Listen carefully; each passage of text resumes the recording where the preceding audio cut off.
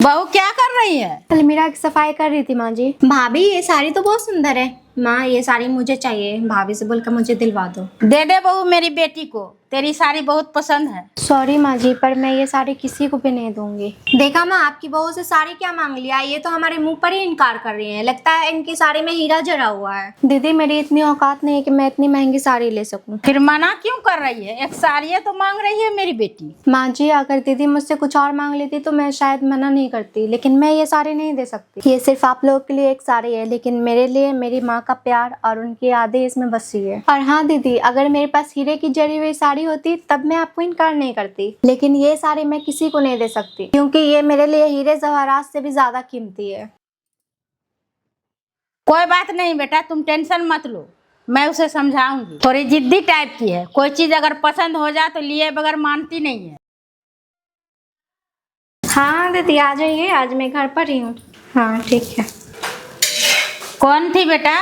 माँ जी वो मेरी बुआ की बेटी है और वो मुझसे मिलने के लिए आना चाह रही है। अरे बेटा तू क्यों उन लोग को बुला रही है? चल ठीक है, बुला रही है तो उसे रोकना मत। माँ जी आप कहना क्या चाहते हैं कि मैं अब अपने रिश्तेदार को अपने घर भी ना बुलाऊं? बेटा मैं सबको थोड़ी बोल रही हूँ, बस कुछ लोग हैं जो मुझे पसंद नहीं है। माँ जी मैं कुछ बोलती नहीं, इसका मतलब ये नहीं कि आप मुझ पर अपना हुक्म चलाएंगे। वो लोग मेरे अपने हैं और मैं जब चाहूँ उन लोग को बुला सकती हूँ। अपने नहीं है बेटा, सांप है जो तुझसे और तेरे खुशियों से जलते हैं। अरे दीदी आ गई आप बैठिए, मैं 2 मिनट में आती हूँ। हेलो कौन है दीदी? हाँ हाँ आ रही हूँ। वो मम्मी का कॉल था, उनकी तबीयत थोड़ी खराब हो रही है, मुझे बुला रहे हैं, फिर कभी आऊंगी। लेकिन आंटी आप दोनों को एक साथ देखकर बहुत खुशी है, चलती हूँ फिर कभी आऊंगी। देखा माँ जी आपने, कितनी अच्छी है मेरी दीदी, कितनी तारीफ कर रही है हम दोनों की। अच्छा बहुत अच्छी है, फिर एक बार ये सुन ले। हेलो हाँ मम्मी, सुना है इन दोनों सास बहू में बहुत ज़्यादा बनती है। ऐसे ही आना जाना करके इन दोनों में मिसअंडरस्टैंडिंग पैदा कर दूंगी। सुन लिया बेटा?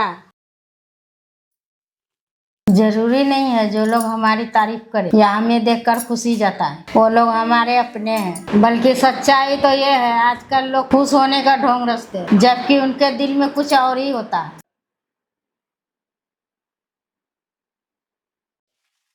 बहू बहू, मेरी बेटी को चाय बिस्कुट ला के दे, कब से मुंह धोकर बैठी है। जी माँ जी अभी देती हूँ। बेटी तू आराम से बैठ, अब तुझे यहाँ कोई काम करने की जरूरत नहीं है। मुझे पता है माँ। दीदी ये लीजिए चाय। माँ जी आपके लिए भी लाई हूँ। भाभी आपकी चाय कहाँ है? अरे बहू आज तू खाने में क्या बना रही है? माँ जी जो आप लोग बोलेंगे वही बनाऊंगी। ठीक है फिर जा चिकन पुलाव बना ले। ठीक है माँ जी। अरे भाभी रुको, मैं भी आपकी हेल्प कर देती हूँ। अरे नहीं, तू 4 दिन के लिए आई है, काम करेगी? तू आराम कर, मैं और बहू संभाल लेंगे। हाँ दीदी माँ जी सही तो कह रही हैं, एक लड़की का सिर्फ मायका ही होता है जहाँ से सुख मिलता है, इसलिए आप जब तक यहाँ हैं आराम से रहिए, काम करने के लिए मैं हूँ ना।